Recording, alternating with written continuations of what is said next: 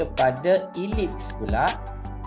Okey, ellipse yang pertama nama dia center.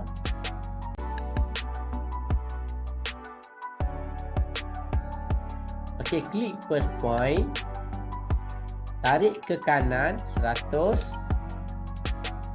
Space. Okey, tinggi dia ialah 20. Space.